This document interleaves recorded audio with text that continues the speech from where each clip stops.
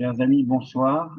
Nous avons pensé avec Jean-Luc, et qu'étant donné les circonstances, nous sommes à la fois dans une conférence des Jeudis Hébraïca et dans le cadre du démarrage des Journées de la culture juive de cette année, malheureusement endeuillés par les tragiques événements qui se sont passés depuis le 7 octobre. Donc, je pensais que notre devoir de mémoire, ce serait de consacrer notre émission au sujet que nous avions prévu, mais à la mémoire de toutes les victimes qui sont mortes atrocement assassinées le 7 octobre. Et pour cela, je voulais vous proposer une chanson qui est la chanson de la Hatikva, l'hymne de l'espérance, interprétée de façon très émouvante par Barbara Streisand. Voilà, je crois que c'est une interprétation particulièrement émouvante et qui va bien, si je peux dire, à la mémoire que nous souhaitions honorer ce soir. Alors, en ce qui concerne le sujet que nous avions prévu, je dois dire que je me suis aventuré sur un terrain un petit peu difficile parce que c'est extrêmement large. Je souhaitais que nous parlions de l'aventure du désert tout de suite après l'Exode, avec les différentes tentations qui ont fait florès au sein du peuple juif qui se sauvait d'Égypte, qui s'enfuyait d'Égypte. Et puis, les rapports que pouvait avoir le judaïsme et la philosophie juive avec la philosophie grecque d'un côté et l'impérialisme romain de l'autre. Alors, c'est vraiment quelque chose d'assez gigantesque. Alors, pour cela, pour la Grèce comme pour le Rome, j'ai choisi parce que ça aurait été trop long et trop complexe, j'ai choisi de parler en particulier de deux figures juives remarquables qui ont eu des liens très forts avec la philosophie grecque et le pouvoir romain, à savoir Philon d'Alexandrie d'un côté et Flavius Joseph de l'autre. Voilà. Alors nous allons démarrer avec l'Exode et ce que j'ai appelé l'aventure du désert ou la tentation du paganisme et les tentations du paganisme. Alors l'Exode, c'est effectivement pour le peuple juif un événement, un des événements les plus importants de son histoire. Et cet appel qui avait été lancé par Dieu au patriarche Abraham de se mettre en route vers Canaan en abandonnant ses origines, sa maison, se répète, mais il ne concerne plus un individu isolé, c'est tout un peuple qui est concerné. Ce sont 600 000 hommes, tous descendants d'Abraham, qui s'en vont vers Canaan pour conquérir la terre dite promise. Alors, comme Abraham, ses descendants font l'expérience finalement assez douloureuse d'un arrachement, d'un passage d'un monde à un autre. D'ailleurs, le terme, on l'a déjà évoqué à plusieurs reprises dans les Jeudis hébraïca, mais le terme d'hébreu, abiru en hébreu, souligne pour Abraham cette vocation d'un passage d'une rive à l'autre, puisque vous savez qu'Abraham est né entre les deux fleuves, en Mésopotamie, hein, puisque en grec c'est ce que ça veut dire, entre les deux fleuves, le Tigre et l'Euphrate. Alors, un autre terme de la langue hébraïque va désigner cette fois une expérience collective du peuple descendant d'Abraham, c'est celui de Pessah, donc Pâques, dont le nom commémore précisément la nuit de l'Exode, et ce nom de Pessah signifie le passage. Ce passage, c'est l'Exode pascal qui est synonyme de refus de l'esclavage et une aspiration à la liberté qui marque définitivement l'orientation nouvelle du peuple juif, une nouvelle étape majeure dans l'histoire de l'humanité également. Les Hébreux vont quitter l'Égypte à l'aube du 15 Nissan. Ils ont passé la nuit précédente à veiller dans leur maison, à manger l'agneau offert en sacrifice, ce que les chrétiens plus tard appelleront l'Agnus Dei, l'agneau de Dieu pour Jésus, dont le sang a enduit les linteaux des portes pour les protéger du dernier fléau imposé à Pharaon par Dieu, la mort des premiers-nés. Nous sommes encore dans la mort. C'est la fameuse 10e plaie, et cette catastrophe est tellement épouvantable que non seulement les masses égyptiennes vont supplier les Hébreux, y compris Pharaon, de partir le plus vite possible vers Canaan, mais le pharaon lui-même va leur donner l'ordre de partir. Le peuple va donc se mettre en route, curieusement ou paradoxalement, comblé de présents par la population, traumatisée par les horribles subis depuis quelques semaines, et qui vont demander, en fait, à notre connaissance, d'ailleurs, je ne crois pas qu'il existe un autre exemple de ce type dans l'histoire de l'Antiquité comme dans l'histoire du monde.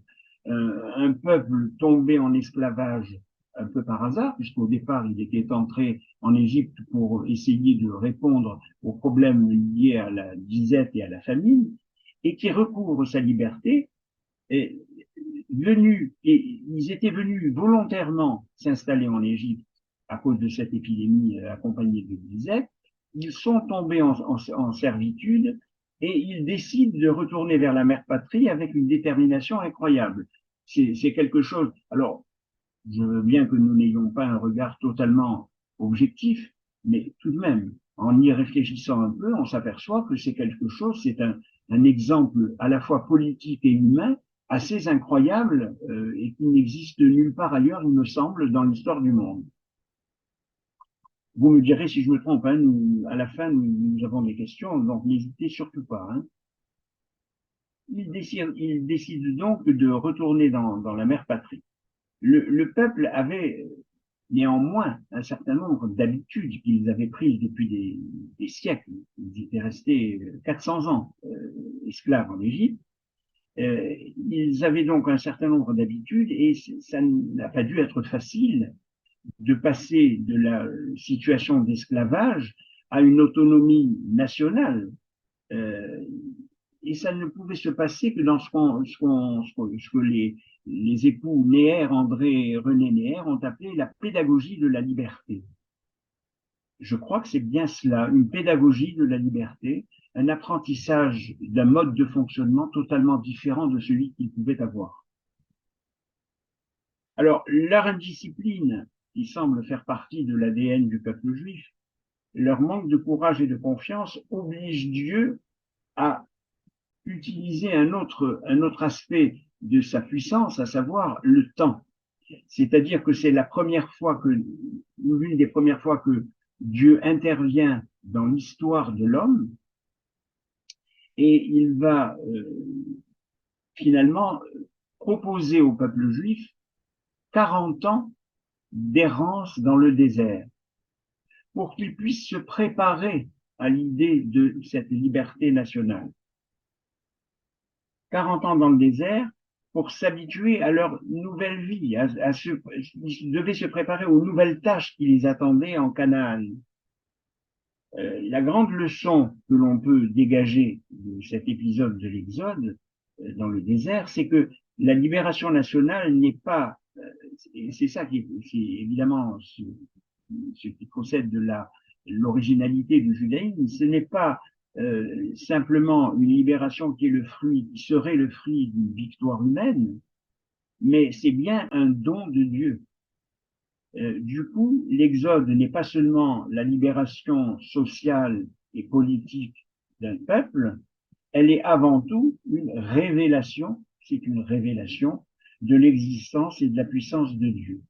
Alors, il faut savoir, parmi tous les ouvrages que j'ai utilisés, nous y reviendrons tout à l'heure pour que vous ayez une idée, pour ceux qui voudraient approfondir encore un certain nombre d'éléments, vous retrouvez la bibliographie de façon à ce que vous puissiez vous en servir. Il y a eu 2 500 000 personnes qui sont sorties d'Égypte. Alors, on le voit bien, alors c'est vrai qu'il y a un petit côté ringard dans le film de Cécile B. DeMille, Les 10 commandements avec Charlton Heston, Yul Brynner, etc., mais il y avait des pages de ce film qui ressemblent terriblement à ce que décrit la Bible. Et donc, il y avait des personnes qui étaient tout à fait des pauvres gens, qui sortaient avec leurs troupeaux, avec leurs bagages, y compris avec le corps de Joseph embaumé. Puisque vous savez que c'est par l'intermédiaire de Joseph qui était devenu un conseiller du pharaon, que les Juifs sont descendus en Égypte pour essayer de répondre aux problèmes de famine et de disette, et donc ils sont retournés en Canaan avec le corps de Joseph embaumé. Mais cette masse humaine, elle a été étrangement grossie par un nombre important d'Égyptiens qui se sont joints aux enfants d'Israël. Il y a eu des enfants d'Israël qui sont restés en Égypte.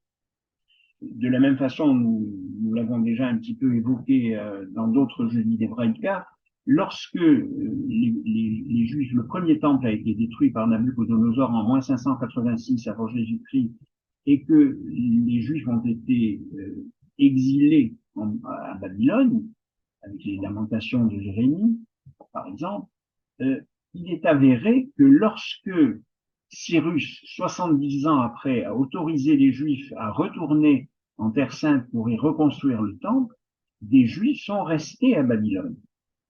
Les Juifs sont restés à Babylone, ils ont même écrit le Talmud Babli, le Talmud de Babylone. Donc, il y a eu des Juifs qui sont restés en Égypte, mais des Égyptiens qui ont participé à l'exode du peuple juif vers Canaan. La direction de ces, donc finalement 3 millions d'individus, n'est assurée que par un seul homme avec relativement peu de provisions, des provisions de bouche, il n'y en avait pas beaucoup, et surtout avec aucune arme. Ça nous dit beaucoup de choses, y compris sur l'actualité. Les Juifs sont sortis d'Égypte sans armes. Ils n'avaient confiance qu'en Dieu, finalement. Alors, il y avait deux routes qui étaient possibles pour les conduire à Canaan. La route côtière, la route la plus courte, le long de la Méditerranée, qui était la plus simple, mais ils auraient pu y rencontrer les Philistins. Vous savez que les Philistins, on les appelle les peuples de la mer, puisqu'il est assez avéré par les historiens que les Philistins seraient les descendants de Crétois. Donc, cette route était un peu dangereuse, même si elle était la plus courte et la plus facile. Donc, les Juifs ont choisi, comme d'habitude, la difficulté. Ils ont choisi la deuxième route, qui était la route du désert et des caravanes. Elle va pénétrer, et elle finira par pénétrer en Canaan par Beersheba. C'est elle qui sera choisie, mais avec un passage obligé dans le Sinaï. Donc, c'est un détour qui est proposé par Dieu dans le Sinaï pour recevoir la Torah. Donc l'itinéraire choisi avait évidemment un certain nombre de difficultés spécifiques et la durée du voyage va donner à cette étrange expédition un caractère tout à fait singulier. Alors, il faut savoir que depuis la frontière égyptienne jusqu'à la frontière de Canaan, il y a environ 700 kilomètres. Mais ce sont 700 kilomètres géographiques, si je peux dire, mais 700 kilomètres d'épreuves et de tentations diverses. Ils font comprendre aux Hébreux qu'ils ont été libérés de l'esclavage et de l'Égypte par la main de Dieu, et c'est encore la main de Dieu qui va leur permettre de prendre possession de Canaan. C'est comme ça que les philologues, les archéologues, les biblistes étudient la question de l'exode. La durée totale du séjour d'Israël dans le désert est bien donc de 40 ans, et le dialogue entre Dieu et son peuple va se dérouler dans toute sa pureté. Donc, comme le diront les prophètes d'ailleurs, ce sont ce qu'on appelle les fiançailles symboliques et mystiques du peuple avec son Dieu. Chaque événement qui se produit est d'ordre miraculeux. La production de la manne, l'eau des puits, etc. Vous savez d'ailleurs que, entre parenthèses, Moïse ne pourra pas pénétrer en Canaan parce qu'il a frappé le rocher pour obtenir de l'eau au lieu de lui parler. Donc, la violence est toujours mauvaise conseillère, si je puis dire, y compris dans la Bible. Donc, là, ce miracle de la manne et de l'eau a aussi un caractère religieux très puissant. C'est dans le désert qu'Israël va recevoir par la Torah une véritable constitution civile et judiciaire et va faire l'expérience d'une vie sociale et nationale autonome, on pourrait dire indépendante. C'est de l'indépendance politique. Donc, ça, automatiquement, c'était inévitable. Il y a eu des heurts avec d'autres nations, évidemment, bien entendu, dont en particulier les Amalécites. Je n'aime pas particulièrement M. Netanyahou, mais en l'occurrence, il a cité, lorsqu'il a parlé des événements du 7 octobre, il a parlé d'Amalek. Et Amalek, c'est effectivement l'un des premiers ennemis avérés et systématiques d'Israël.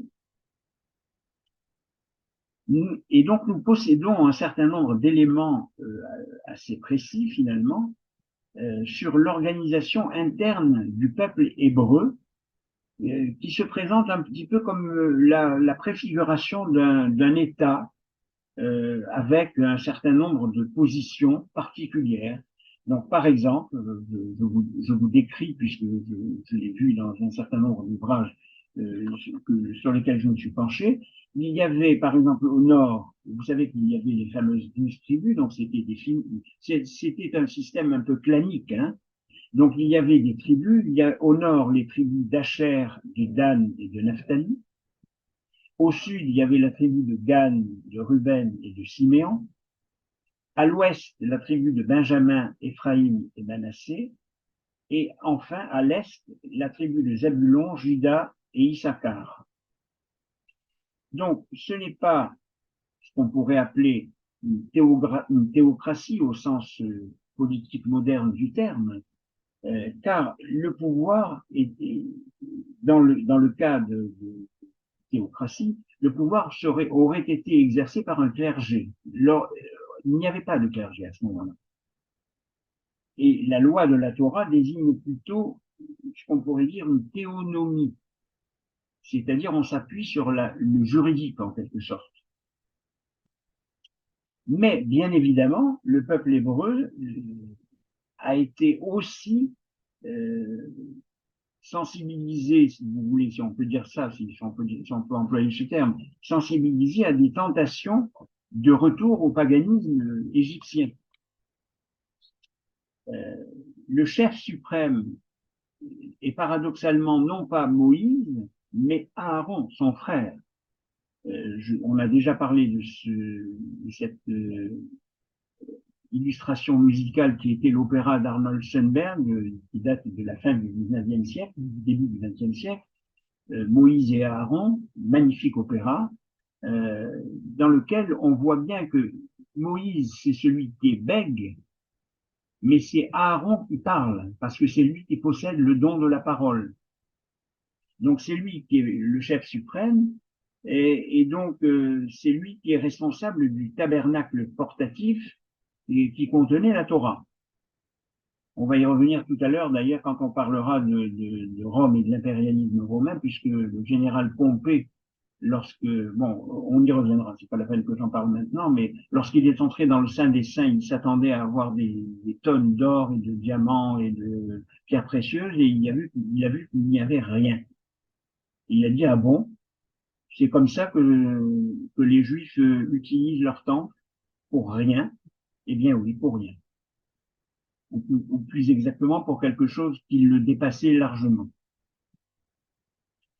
Sur le plan militaire, c'est plutôt Josué qui est le général en chef. C'est lui d'ailleurs qui pénétrera le premier en Terre Sainte en tant qu'explorateur d'abord et en tant qu'initiateur de la reconquête de la mère patrie. Alors donc, on peut dire que on a beaucoup commenté le monothéisme juif de cette époque, puisque c'est à cette époque qu'est né véritablement le monothéisme juif. Un auteur juif très connu qui s'appelle Sigmund Freud a écrit un livre qui s'appelle Moïse et le monothéisme, dans lequel il ne reconnaît pas véritablement la paternité du monothéisme à Moïse et aux Juifs. Il il suggère, ce qui n'est pas totalement faux, mais qui est un peu exagéré de sa part, il suggère effectivement l'idée d'un monothéisme qui serait venu, qui aurait été importé d'Égypte avec le pharaon Aménophis IV. Ce pharaon Aménophis IV qui a effectivement développé l'idée, alors non pas d'un monothéisme, j'emploie à dessein, je l'ai déjà fait à plusieurs reprises, le terme de monolatrie, ce qui est tout à fait différent, puisque le centre de gravité que Aménophis IV avait utilisé, c'est le soleil. Et le pharaon était le détenteur de tous les pouvoirs. Donc ça n'a strictement rien à voir avec le monothéisme religieux juif. Ce monothéisme, c'est la conclusion d'une véritable alliance solide, complète entre Dieu et l'homme, entre la loi divine et l'homme. Le don de la Torah et de ses 613 commandements est une théophanie, plutôt. Alors, pourquoi je dis 613 commandements? Parce que là aussi, si on se réfère au film de Cécile B2000, tout le monde pense qu'il n'y a que 10 commandements. Ce sont les 10 premiers commandements. En réalité, il y en a 613 puisque il y a un aspect de gematria, de numération symbolique dans l'alphabet juif, puisque chaque lettre est aussi un chiffre. Et on considère qu'il y a en réalité 248 commandements positifs et 365 négatifs. Alors positif, ça veut dire honore ton père et ta mère, par exemple. Et 365 négatifs comme tu ne tueras point. Alors pourquoi? Parce que 365, c'est les 365 jours de l'année, ça veut dire que la loi et les règles morales doivent être utilisées tous les jours de l'année, pas seulement à certains moments particuliers qui arrangeraient l'être humain. Et 248, c'est l'ensemble des éléments qui constituent le corps humain. Donc ça veut dire que ça suggère que c'est l'ensemble de l'individu, avec les os, les vaisseaux, les viscères, etc. Il y en a exactement 248. C'est avéré par les scientifiques. Hein. Je n'ai aucune notion de médecine, mais il semblerait que ce soit vrai. Oui, oui, on peut faire une première pause musicale, effectivement. Merci, Jean.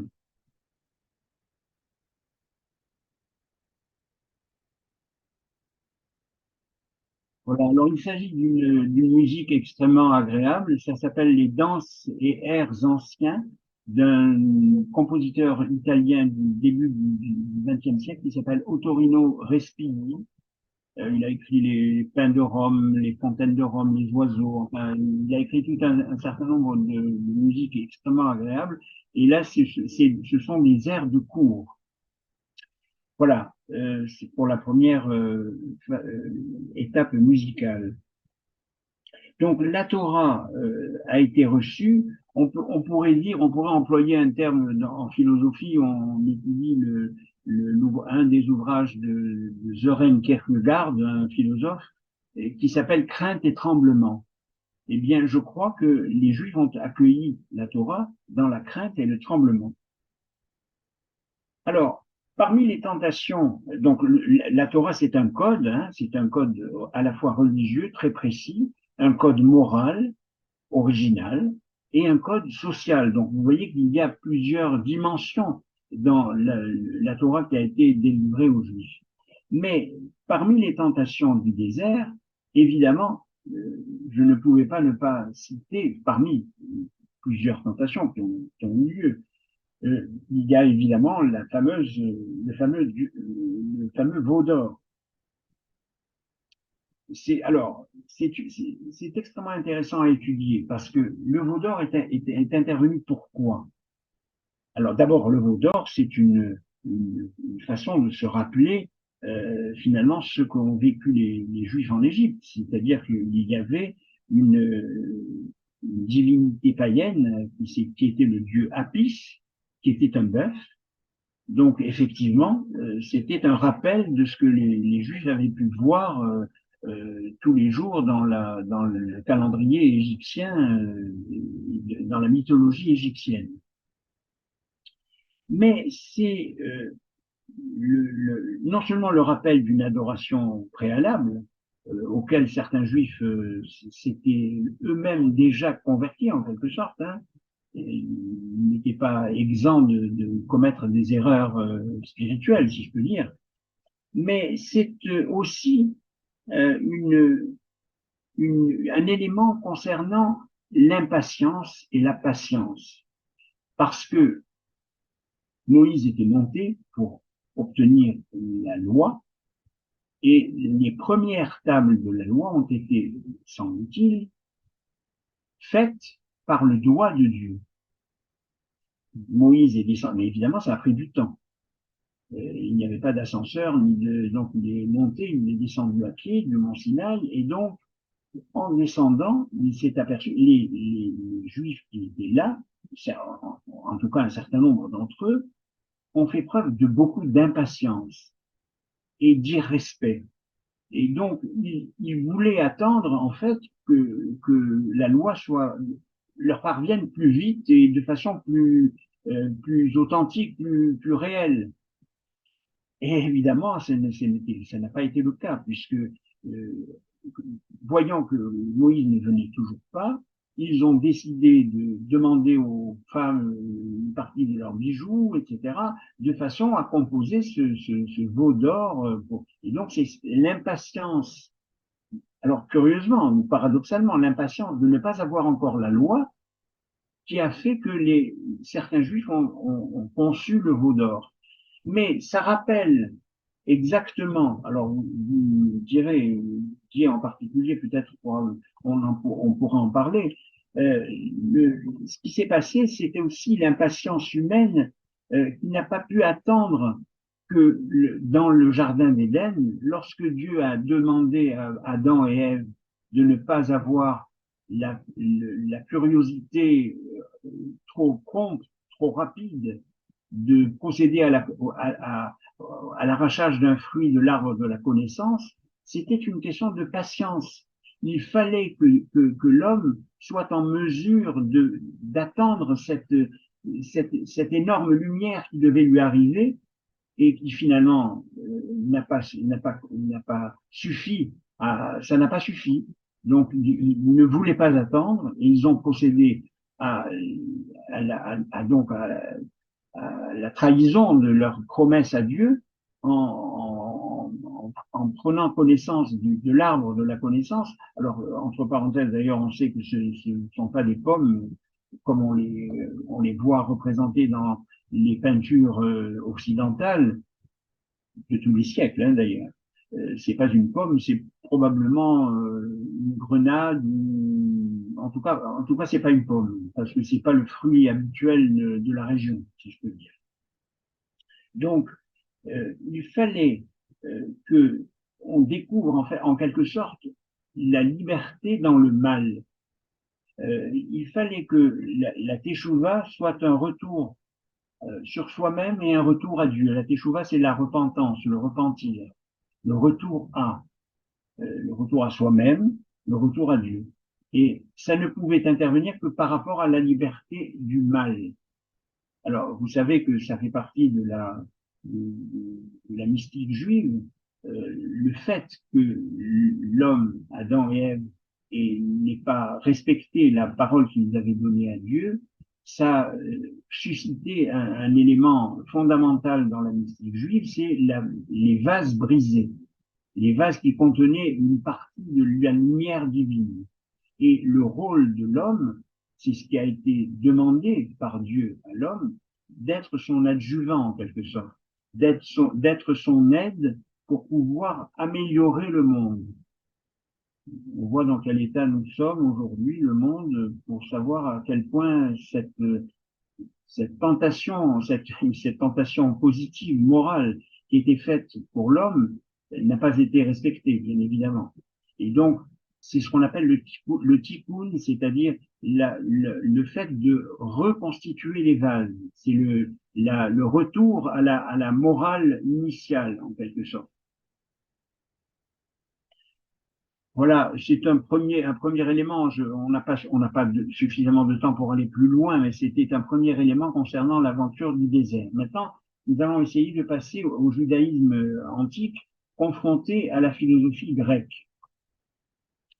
Alors, il y a des multiples choses que nous avons vues avec Jean-Luc, les illustrations qu'il propose sont extrêmement riches, et donc je l'en remercie encore parce que vraiment, c'était pas si simple que cela à avoir. Euh, alors, pour revenir à la philosophie grecque, il faut d'abord parler de l'Empire perse. L'Empire perse, avec ses dissensions, s'est effondré petit à petit. Et en 336 avant l'ère commune, c'est le fameux Alexandre le Grand, le roi de Macédoine, le fils de Philippe de Macédoine, qui va envahir ses propres États et aller le plus loin possible jusqu'aux confins de l'Indus. Donc, c'est un immense empire, et lorsqu'il meurt, il meurt très jeune. Alors, on dit qu'il était, permettez cette expression familière et un peu vulgaire, mais il était un peu à voile et à vapeur. Et donc, il a été obligé de, enfin, cet immense empire a été obligé d'être démembré, en quelque sorte, et partagé.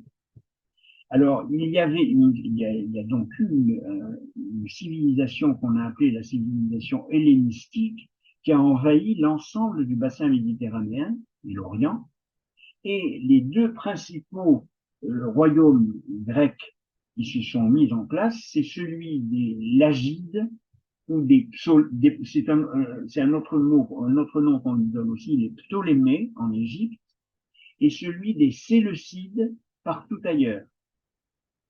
Alors, la communauté juive, parmi l'ensemble de l'empire d'Alexandre, on dit d'ailleurs là aussi, les historiens ne sont pas tout à fait d'accord. Hein. On dit qu'Alexandre aurait été fasciné en particulier par la Kabbale. Alors, je ne sais pas, je n'y étais pas, donc je ne peux pas m'assurer que c'était vrai ou pas, mais il est possible qu'Alexandre ait trouvé intéressant la philosophie qui était proposée par le judaïsme. Dans les villes qui étaient dans l'empire grec, donc suite au décès d'Alexandre, il y avait l'Égypte, donc, et la communauté juive Alexandrie, était particulièrement florissante. Elle s'adonnait à l'étude, à la prière, dans une certaine paix spirituelle.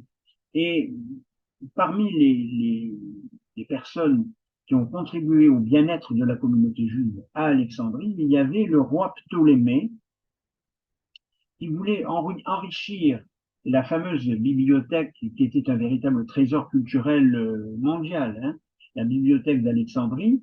Le roi Ptolémée avait demandé à 72, alors là encore, hein, les chiffres ont une importance considérable, à 72 sages juifs de traduire la Bible en grec aux alentours de 280 avant l'ère commune. Du coup, alors comme ça se passait plutôt bien avec les Séleucides, le grand prêtre de Jérusalem va envoyer donc 72 sages. Alors pourquoi 72? Parce que c'est 6 sages par tribu. Et comme il y en avait 12 des tribus, ben ça fait 72, tout simplement. Et cette traduction du texte de la Torah, on lui a donné, du coup, à cause de ces 72 sages juifs, on lui a donné le nom de Septante. La Septante, si vous entendez parler de la Septante, c'est la Bible traduite en grec par 72 juifs qui ont été enfermés chacun dans une cellule pour savoir quelles étaient les différences de traduction entre eux. Et il se trouve que par miracle ou par magie, par je ne sais trop quoi, il n'empêche qu'il y a eu 72 traductions identiques de la Torah en grec.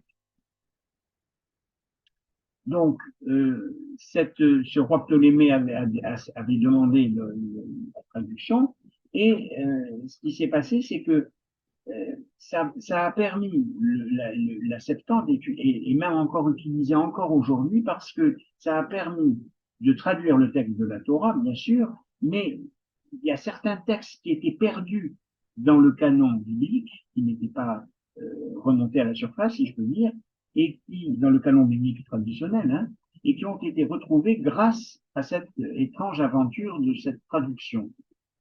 Et par exemple, il y a plusieurs textes hein, qui ont été traduits par les Septante, qui n'étaient plus tout à fait dans le canon biblique traditionnel. Hein. Donc, par exemple, le livre des Maccabées, l'Ecclésiaste. Alors, il y a des fois des traductions qui sont fausses. Hein. C'est pas l'Ecclésiastique, c'est l'Ecclésiaste. Et donc, il y a par exemple certaines parties du livre de Daniel, du livre d'Esther, qui sont liées à la traduction des Septante. Alors, par ailleurs, il faut savoir que le canon chrétien s'inspire beaucoup de la Septante et pas directement forcément de la Torah. Donc, les Séleucides ont été beaucoup plus intolérants que les Ptolémées, puisque ce sont eux qui ont succédé aux Ptolémées. Et donc, ils ont été plutôt violents à l'égard des communautés juives, en particulier, alors vous le savez, on l'apprend pour ceux qui ne le sauraient pas, il y a eu en particulier le roi Antiochus IV, qui s'appelait le roi Antiochus Épiphane. Alors, il se mouchait pas du coude, si je peux dire, puisque ça veut dire le Dieu manifesté. Il se prenait pour un Dieu. Et ce roi Antiochus IV Épiphane a voulu profaner le temple de Jérusalem en y introduisant une statue de Zeus. Et il a en même temps pillé le temple, hein, par ailleurs, pour le plaisir. C'est donc le fameux épisode de la fête de Hanouka que nous célébrons tous les ans, bientôt, au mois de décembre. Nous allons fêter Hanouka, et donc le pillage et la profanation du temple de Jérusalem par Antiochus Épiphane avec une statue de Zeus. Et vous savez que il ne restait que de l'huile que pour un jour, pour brûler un jour, et l'huile a brûlé pendant 8 jours. C'est ce qui fait que dans la fête de Hanouka, nous utilisons un chandelier, non pas à 7 branches comme c'était le cas dans le temple de Jérusalem pour manifester la fidélité aux 7 jours de la création, mais 8 jours, puisque c'est 8 jours d'éternité en quelque sorte de la flamme qui se trouvait dans le temple. Voilà. Alors, il y a un personnage assez brillant qui représente le combat de la pensée juive en face de la pensée grecque dominante, c'est le fameux Philon d'Alexandrie, qui est né 10 ans après la disparition de la reine Cléopâtre, la fameuse Cléopâtre, hein, qui s'était offerte à la fois à Jules César et à Antoine, qui a été magnifiquement interprétée par Elizabeth Taylor dans les années 60. Cette Cléopâtre, donc, elle avait même reçu, pour vous donner la nature des relations amicales qui pouvaient se dérouler entre cette Égypte-là, l'Égypte des Ptolémées et la communauté juive de Terre Sainte, les Juifs avaient envoyé à Cléopâtre un joueur de lutte parce que c'était un joueur de lutte exceptionnel et donc ils voulaient remercier Cléopâtre des attentions qu'elle pouvait avoir vis-à-vis de la communauté juive. Donc, ça, c'est une petite anecdote en passant, mais c'est amusant de savoir que ça a pu exister. Donc, alors, je vais vous montrer un livre dont je me suis servi, a été écrit par une remarquable professeure à la Sorbonne, qui s'appelle Mireille Hadas-Lebel et qui s'appelle Philon d'Alexandrie, un penseur en diaspora.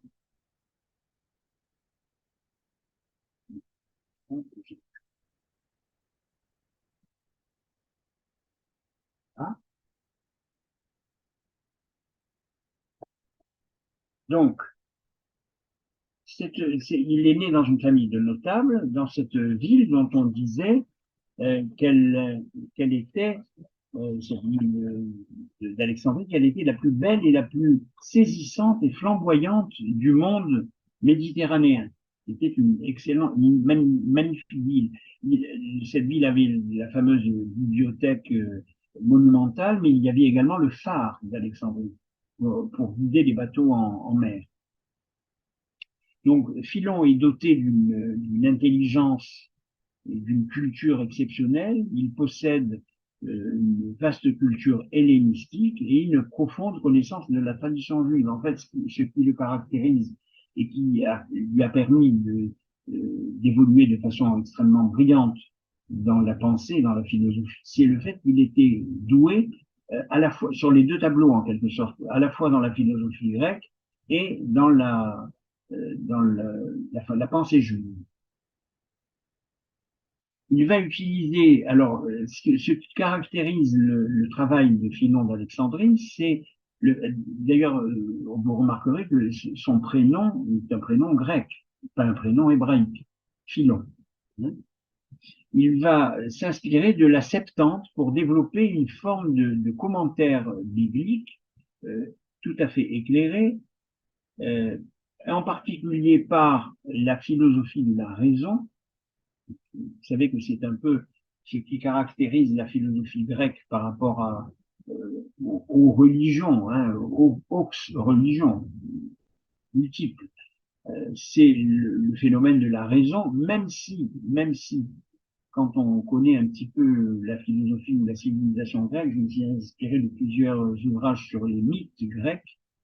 Ils y croyaient sans y croire, hein, les Grecs, à Apollon, à Zeus, etc. Ils y croyaient sans y croire. Ils avaient un certain euh, bagage culturel.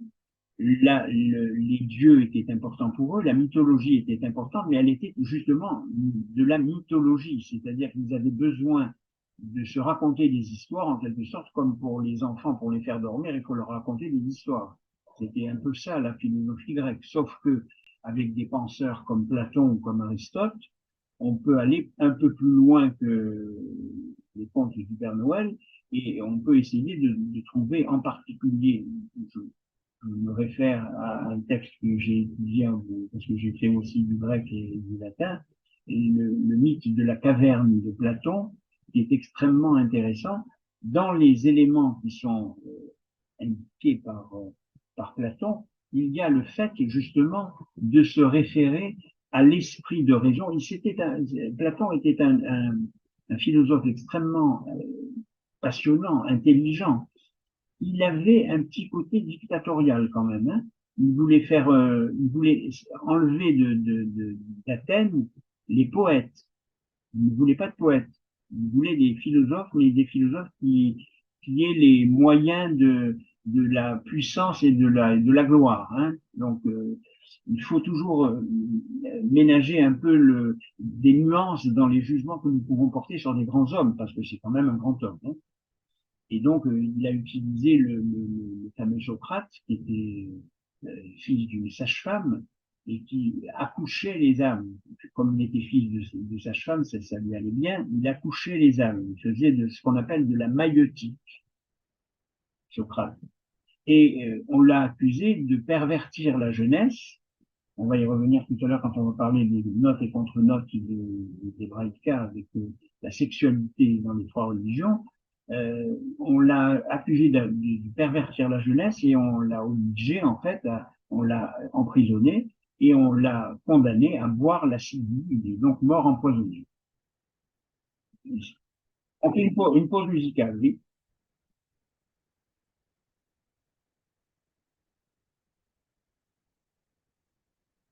Alors, il s'agit d'une romance séfarade interprétée par l'ensemble Accentus et de la musique traditionnelle juive venue d'Espagne.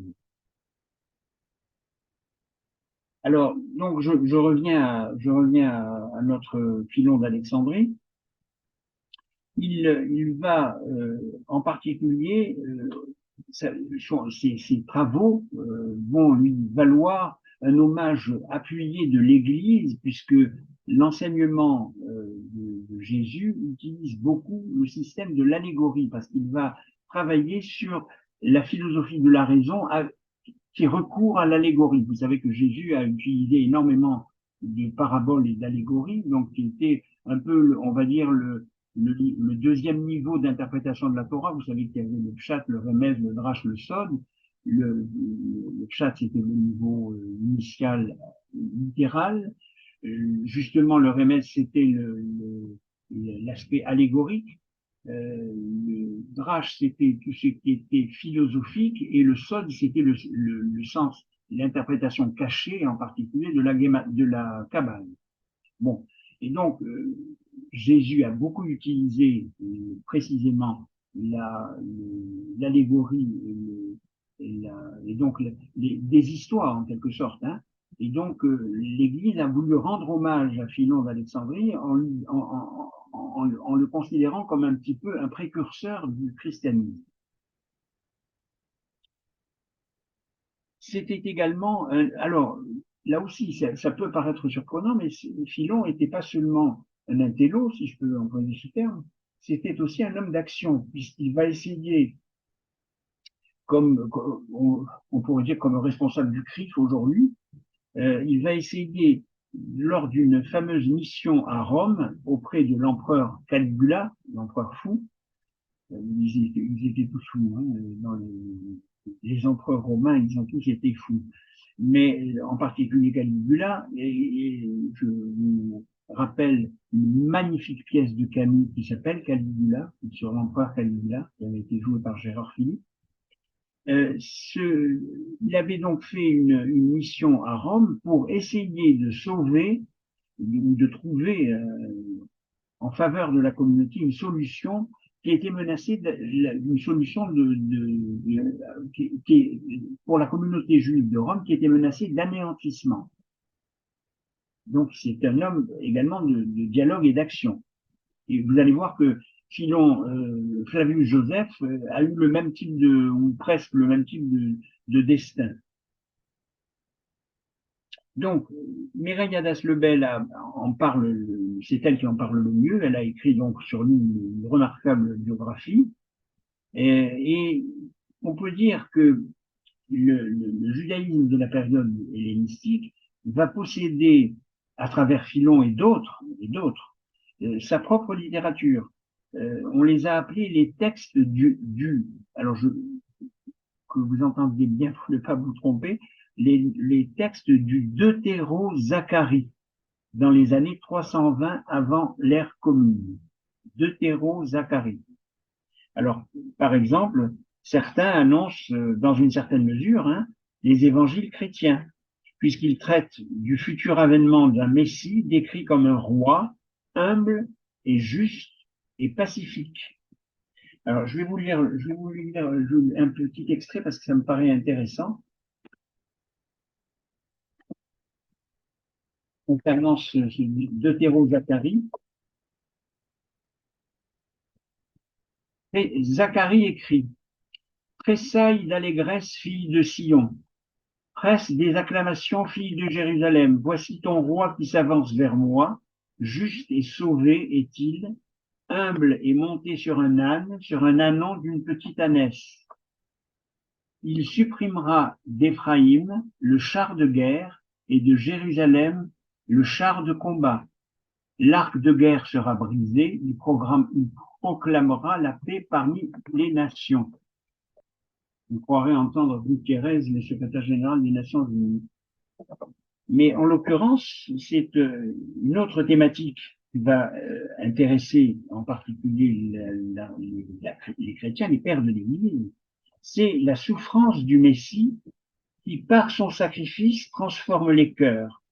Là encore, je vous lis un petit extrait parce que ça me paraît intéressant. Je répandrai sur la maison de David et sur l'habitant de Jérusalem un esprit de bonne volonté et de supplication.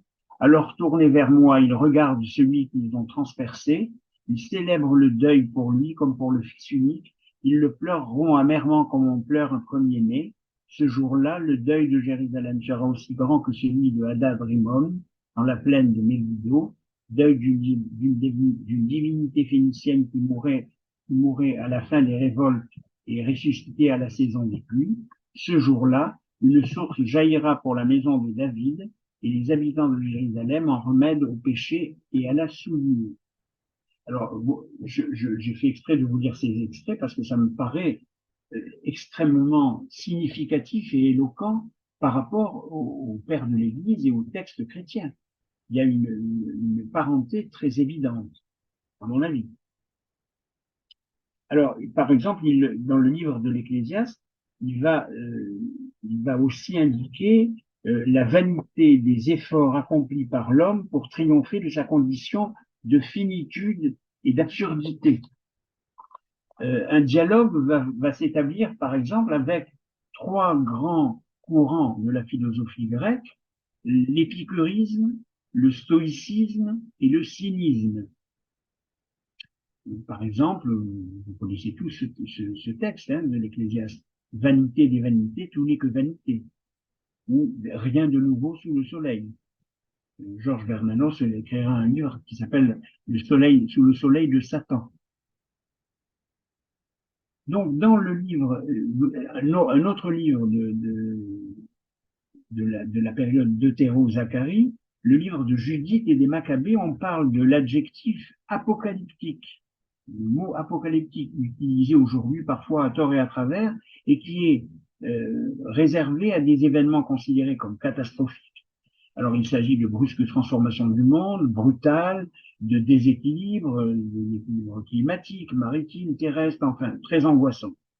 Il y est fait allusion à l'attente active du salut, c'est-à-dire la rupture radicale avec le passé et le surgissement d'une nouvelle manière d'être homme.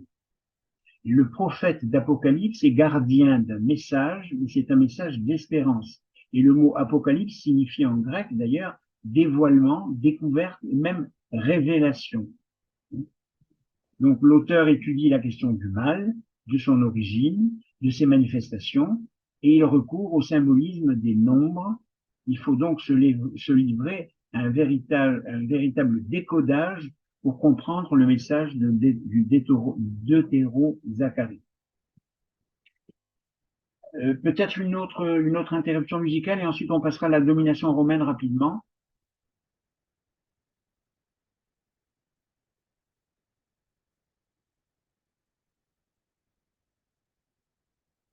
Alors, il s'agit d'une musique de Modeste Moussorgsky, compositeur russe de la fin du XIXe siècle, et c'est un opéra qui s'appelle la Kovanchina, c'est la danse des esclaves persanes.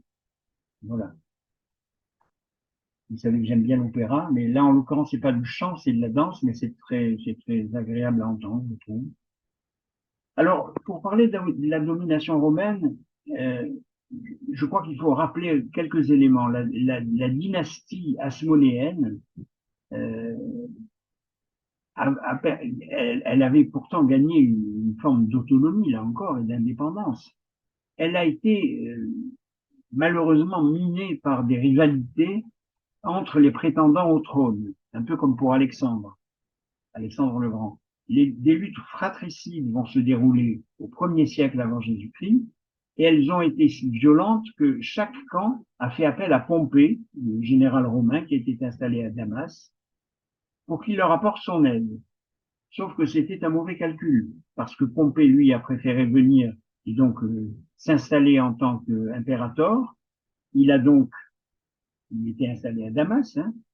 Il leur a apporté son aide, oui, mais en l'occurrence, l'aide, c'était de prendre parti pour l'un des deux fils, l'un des deux frères.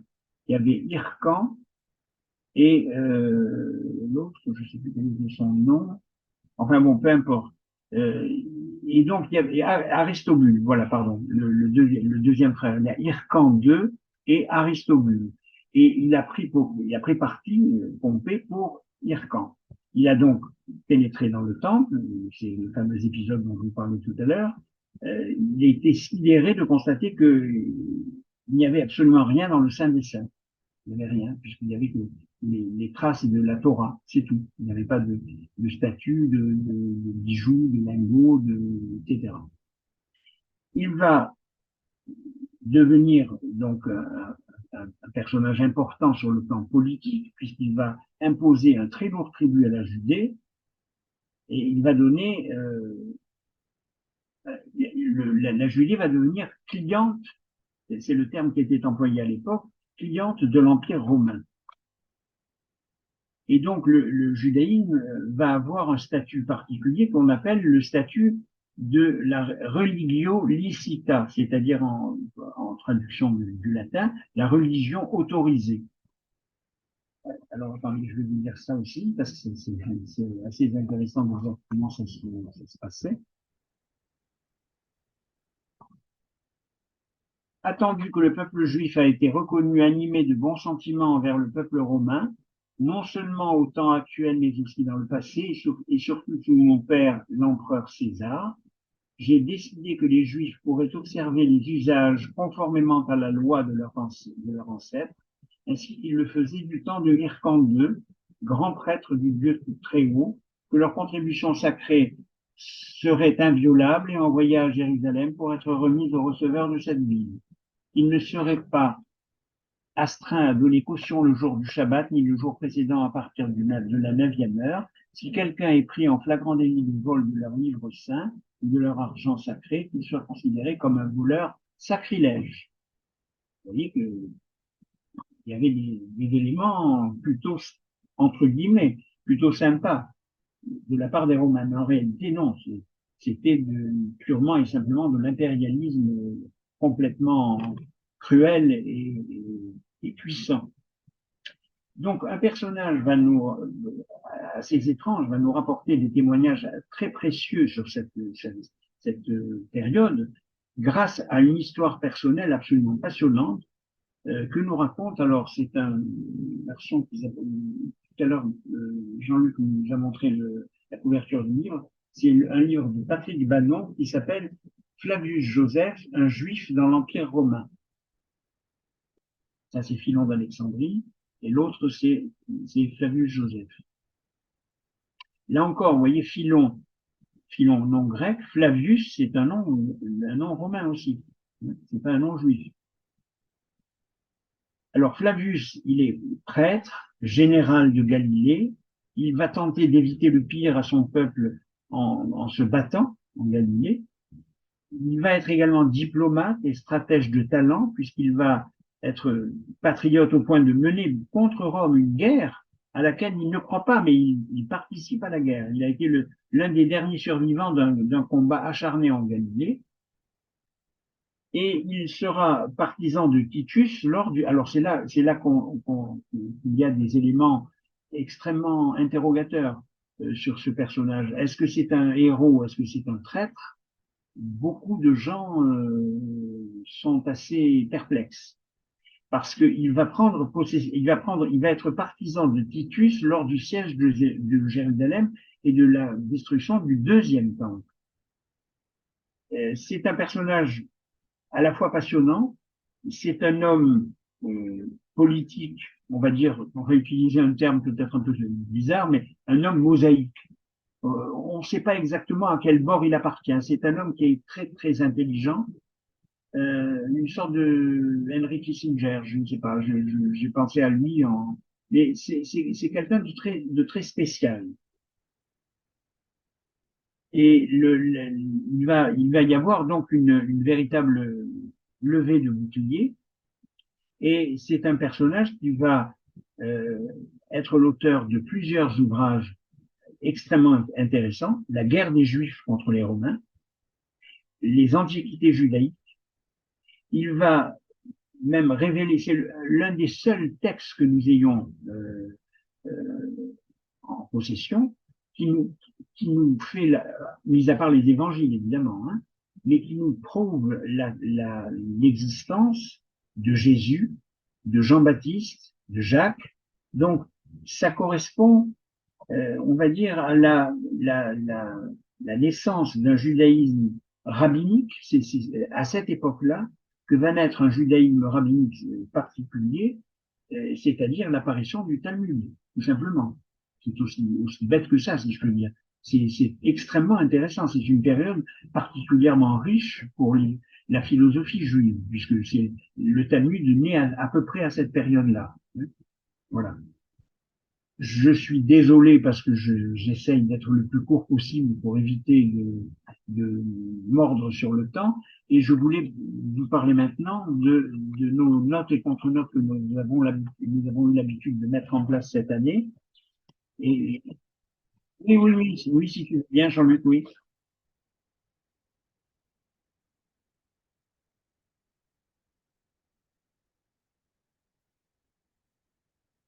moi je craque, c'est comme ça que je considère que l'amour doit être chanté. C'est Teresa Berganza, une immense soprano, mezzo-soprano espagnole, qui est décédée l'année dernière. Je l'ai rencontrée à la librairie de la rue Gambetta, comment ça s'appelle déjà non, peu importe. Et c'est quelqu'un de remarquablement intelligent et qui chante ici ce qu'on appelle l'amour sorcier de Manuel de Falla. C'est le fuego, c'est le feu de l'amour. C'est pas le feuilleton américain, mais c'est beaucoup plus beau, je trouve. Alors donc, dans ces notes et contre-notes, ce soir, je voulais parler, on n'aura pas le temps de parler de la composition de la famille, on le fera la fois prochaine, mais ce soir, je voulais parler de la sexualité dans les trois religions. Alors, il faut faire attention, il faut être prudent de ce que je vais dire, donc vous me direz si je me trompe ou si je me trompe pas, en tout cas, ça peut poser des questions. Concernant l'objet du désir, quelle que soit la religion, on trouve le constat initial qui est résumé par le personnage, alors on y revient, de Socrate, au cours du célèbre banquet de Platon. C'est une des œuvres majeures de Platon, le banquet. Il dit, les objets de l'amour sont ce que l'on n'a pas ou qu'on n'est pas, ce dont on manque. Par conséquent, le désir ne saurait se satisfaire de ce qu'il possède. C'est extrêmement juste, je trouve. Dans le mysticisme, on retrouve aussi cette notion d'insatisfaction, cette souffrance du désir divin qui est insatisfait. La Bible juive, ou la Bible chrétienne, ou le Coran conçoivent la gestion des relations sexuelles, ne conçoivent la gestion des relations sexuelles que dans le cadre des lois sur le mariage.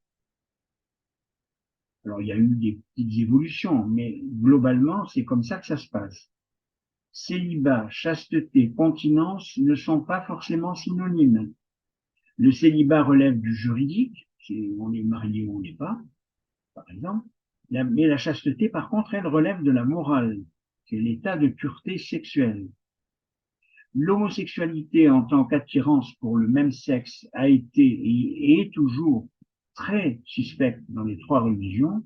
Ils considèrent que les comportements homosexuels, en particulier la sodomie, excusez-moi, bon, la sodomie, sont un péché mortel. Les homosexuels masculins comme féminins ont toujours été persécutés par les autorités religieuses. Peut-être un peu moins les femmes, d'ailleurs, curieusement. Il y a néanmoins une plus grande violence contre l'homosexualité masculine plutôt que celle qui est réservée aux femmes. Dans le judaïsme, elle est formellement interdite et proscrite par la Torah, même passible de lapidation, même si on sait qu'elle n'a été que très rarement utilisée. Le christianisme est moins libéral et considère l'homosexualité comme des actes contre nature et un péché. Elles sont perverties car contraires à la loi naturelle, infécondes et dénuées de l'altérité nécessaire à l'être humain. C'est-à-dire, dans la mesure où vous êtes homosexuel, vous ne considérez pas l'être humain, l'autre, comme étant un être humain. C'est ce qui est, semble-t-il, prescrit par... voilà, on verra. Chez les musulmans, le rejet est même encore plus violent. Et alors, je vais vous dire cela tout de suite. Un petit élément. C'est extrait d'une sourate. C'est la sourate 7, 80-81. Il dit à son peuple, vous livrez-vous à cette abomination que nul parmi les mondes n'a commise avant vous. Vous vous approchez des hommes, de préférence aux femmes, pour assouvir vos passions. Vous êtes donc un peuple pervers. Voilà, c'est écrit dans la sourate 7, 80, 81. Chez donc les musulmans, par exemple, en Arabie Saoudite, à Gaza, puisqu'on parle beaucoup de Gaza en ce moment, il faut savoir qu'il y a eu des homosexuels qui ont été pendus. En Iran, c'est la même mise à mort assurée avec pendaison et exposée dans les rues. Hein. Dans les pays du Golfe, au Bangladesh, en Irak ou en Malaisie, la punition, l'homosexualité est punie d'au moins 20 ans de prison. 20 ans de prison. Pour le judaïsme, le mariage suivi de la procréation est la preuve absolue, le premier des devoirs religieux. Mais même si l'acte sexuel a aussi pour but le plaisir partagé. Alors, ça peut paraître un peu surprenant, mais dans le judaïsme, on ne craint pas de dire qu'il faut donner satisfaction à la femme ou à l'homme, mais en particulier à la femme. C'est même d'ailleurs, ça peut être même les raisons d'un divorce. C'est-à-dire que si l'homme ne satisfait pas les besoins sexuels de la femme a le droit de demander le divorce et ça lui est accordé par les autorités religieuses, même si peut-être parfois il doit y avoir des difficultés à les obtenir, j'imagine, mais bon, dans le principe, c'est comme ça. La tradition musulmane encourage la sexualité florissante. Les notions de chasteté, de pénitence, de mortification sont complètement réprouvées.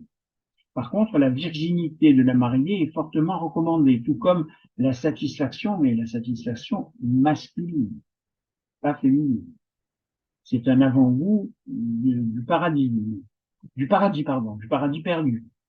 C'est un avant-goût du paradis perdu. Vous savez que pour beaucoup, alors, il faut toujours faire très attention à ne pas exagérer ou à ne pas caricaturer, mais il n'empêche que parmi les vocations de terroristes, il y a cette notion de martyr qui, lorsqu'ils se font sauter avec des explosifs, etc., ils attendent après les 72 vierges qui doivent les satisfaire. Hein.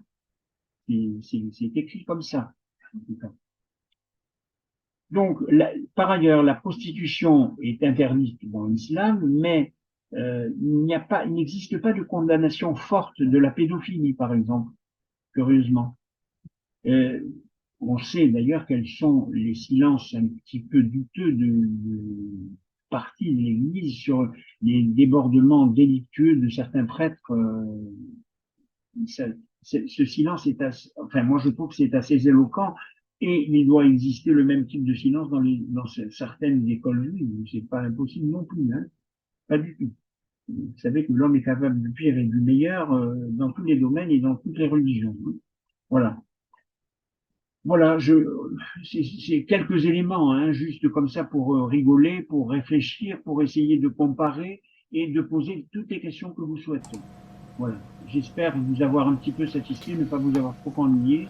Et je vous dis à la fois prochaine.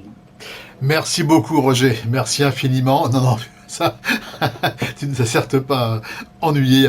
Beaucoup de choses. Allez, on va passer maintenant à la partie questions. Alors, auparavant, moi, je demanderai à tous ceux qui sont présents, qui n'ont pas encore fait d'activer leur caméra pour participer, se manifester, pour faire un commentaire, une question. Auparavant, donc un petit document, Roger, donc de quelqu'un que vous appréciez beaucoup, hein, Jean-Pierre Vernant, hein, qui faisait partie de votre bibliographie, puisque votre exposé était aussi fortement centré sur la Grèce, et un mot de Jean-Pierre Vernant au cours d'une conférence sur la Grèce antique. J'ajoute que sur le plan des arts plastiques, la Grèce a aussi inventé deux choses fondamentales à mes yeux. D'une part, c'est la tragédie, le spectacle tragique, l'idée qu'il ne s'agit plus simplement de raconter poétiquement les malheurs d'Agamemnon, la traîtrise de Clytemnestre ou d'Égiste, de les raconter comme on raconte un événement auquel on a insisté il y a très longtemps, mais de les faire vivre sous les yeux du public, sur la scène du théâtre, en plein milieu de la cité. Ce qu'on voit, ce sont ces héros d'autrefois, ces personnages de légende. Ils sont là en chair et en os. Et c'est pas le poète qui raconte ce qui leur est arrivé. Ce sont eux-mêmes qui parlent comme s'ils étaient là. C'est-à-dire, l'idée, les gens qui voient ça, ils se rendent compte qu'il y a une capacité pour les hommes de créer des œuvres qui sont des fictions parce qu'on sait bien qu'Agamemnon n'est pas là, mais qui en même temps vont avoir toute l'émotion et toute la beauté que précisément les événements n'ont pas eu. De la même façon, sur le plan des arts plastiques, on va passer d'un moment où il s'agit essentiellement par les statues ou même par des représentations figurées de donner un corps à l'invisible. Ce qu'on représente, ce sont les dieux ou ce sont les morts. C'est-à-dire que c'est une présentification de ce qui est invisible et surnaturel. Une idole archaïque, un kouros, c'est pas tant une image qu'une façon de faire voir ici-bas ce que c'est que la beauté divine. Et à partir d'un certain moment, au lieu de vouloir, en quelque sorte, donner corps, incarner, présentifier l'invisible, toute la statuaire grecque, à partir du 5e siècle, et Platon va expliquer ça, Aristote aussi, il s'agit non pas d'incarner l'invisible, mais d'imiter les apparences sensibles.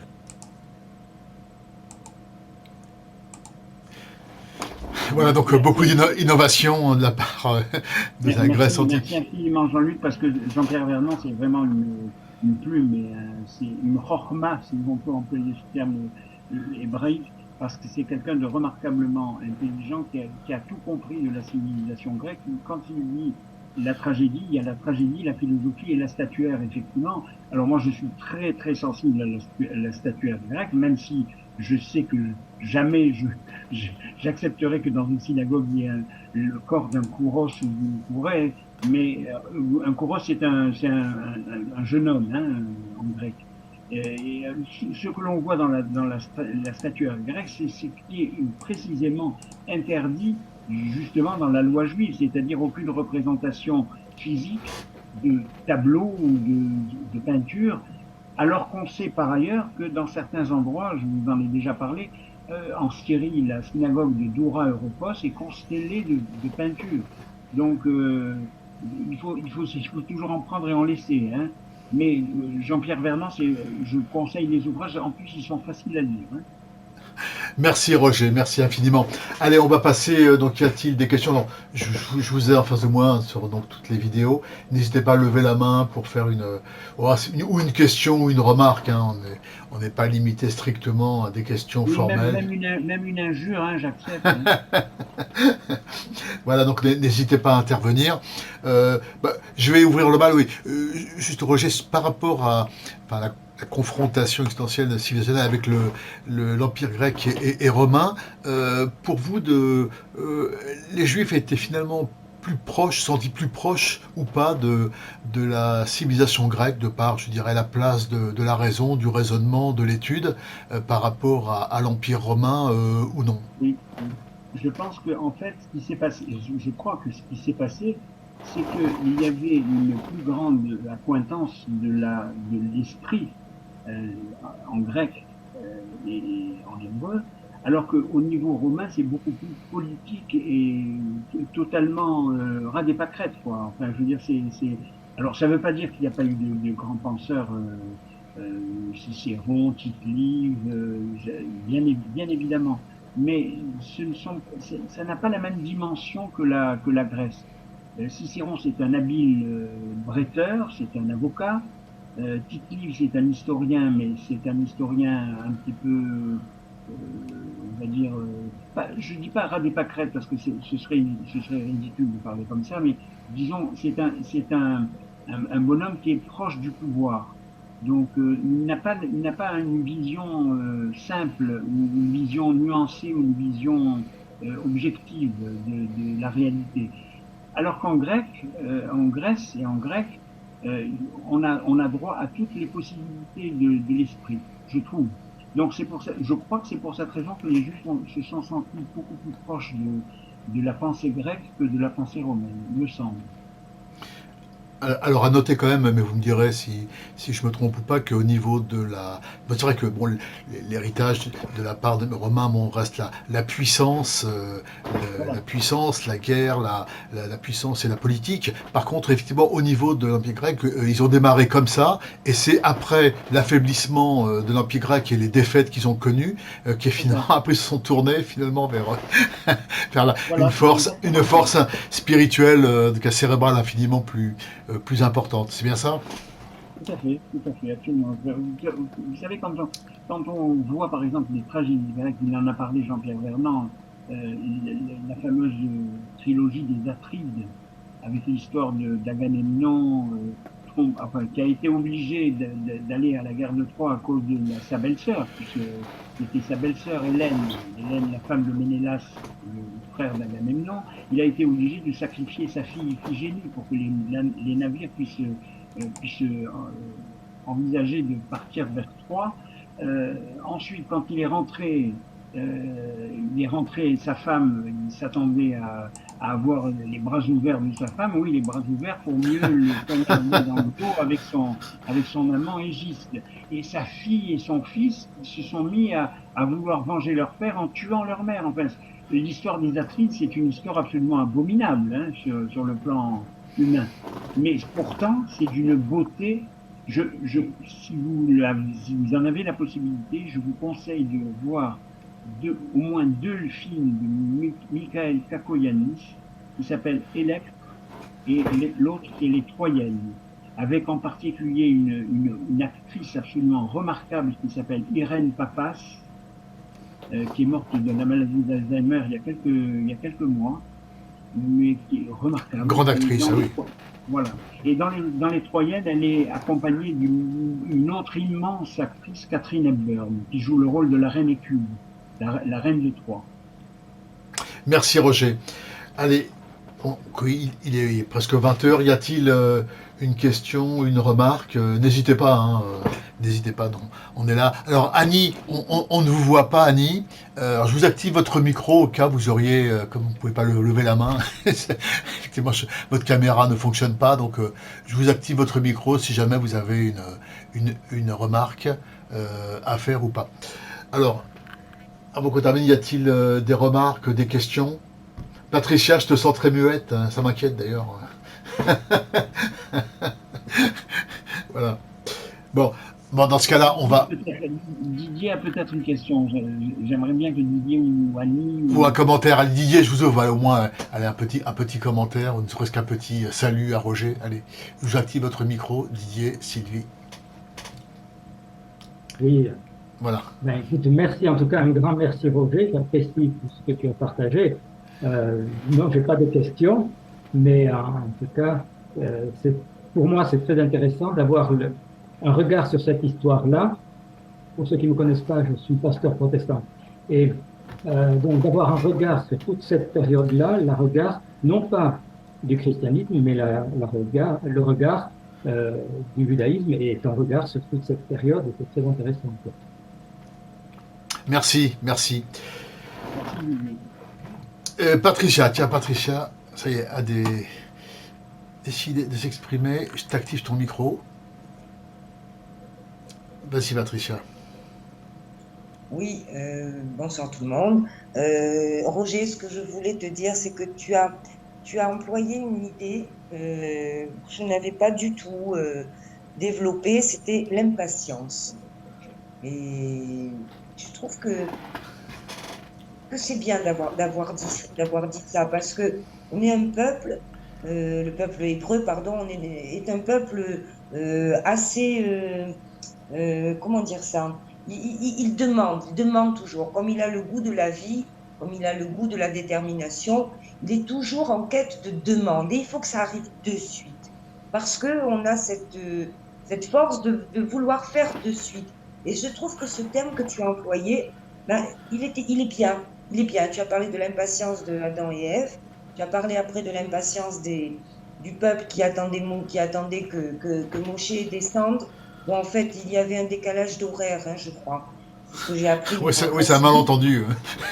Et oui, j'ai appris en Facidouk Vous n'avez pas pris qu'il le y bon avait un avion. décalage horaire. C'est- Il y avait, il attendait, disons qu'ils ont, ce que j'apprends en Facidouk, hein, Roger, ils ont calculé d'après la Lune, etc.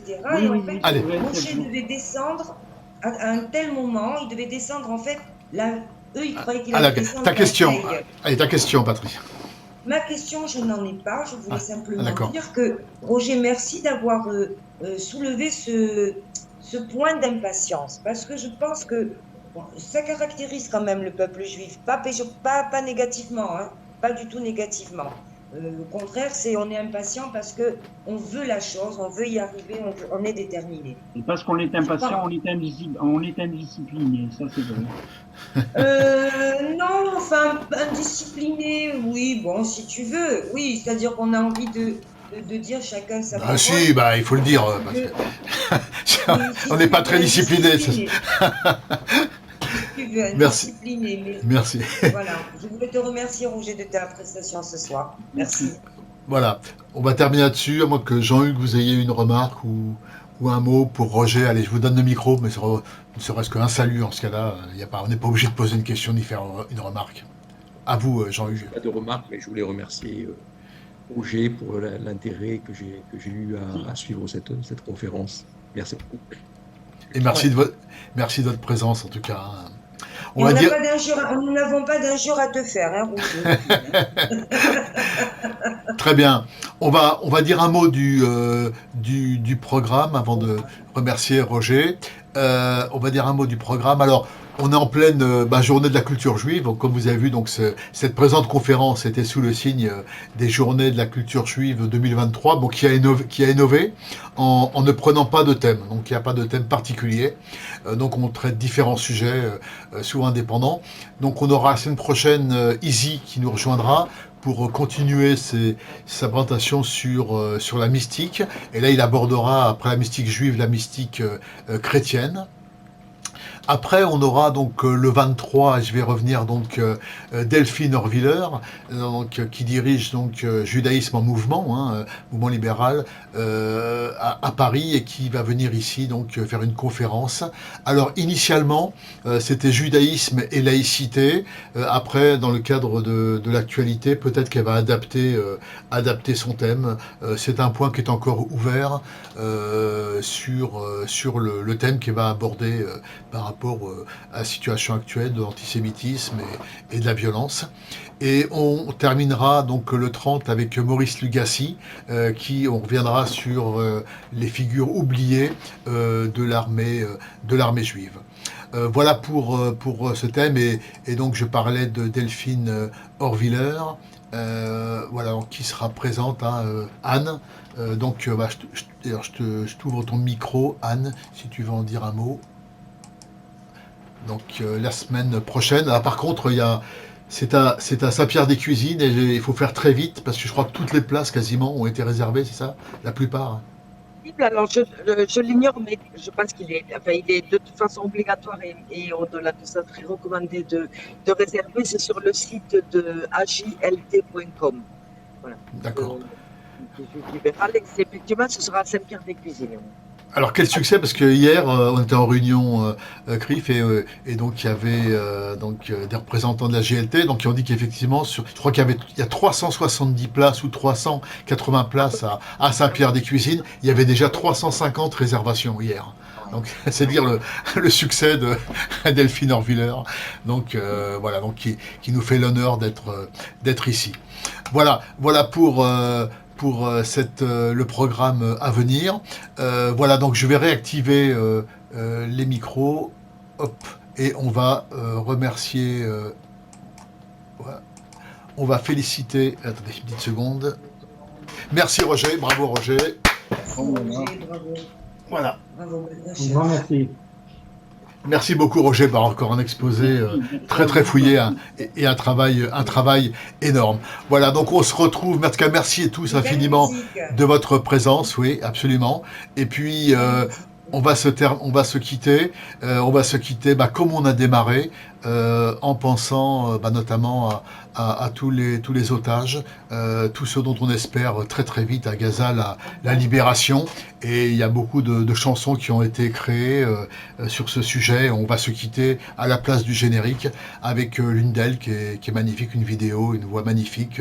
Et toutes nos pensées vont à tous ceux qui sont aujourd'hui dans la détresse, les otages et puis leurs familles. Et, on va se quitter donc avec cette vidéo. En tout cas, merci infiniment à tous. Et puis rendez-vous à la semaine prochaine.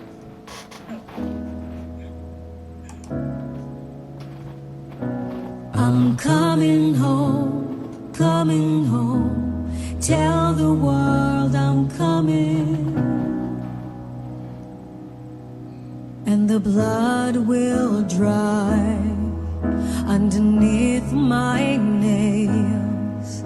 And the wind will rise up to fill my sails. See, you can't doubt and you can hate, but I know no matter what it takes, I'm coming home, I'm coming home. Tell the world I'm coming home. Let the rain wash away all the pain of yesterday. I know my kingdom awaits, and they're fighting for my sake. I'm coming home, coming home. Tell the world I'm coming.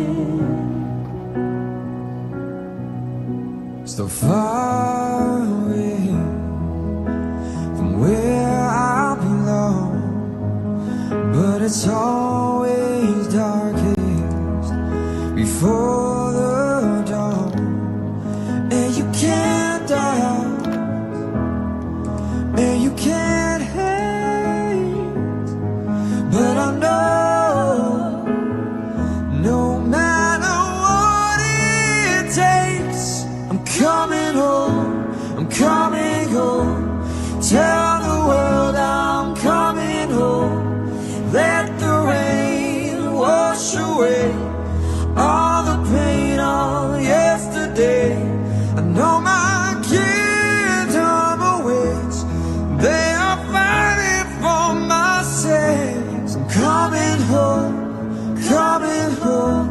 Tell the world I'm coming. I'm coming home, coming home. Tell the world I'm coming home. Let the rain wash away all the pain of yesterday. I know my kingdom awaits, and they're fighting for my sake. I'm coming home, I'm coming home. Tell the world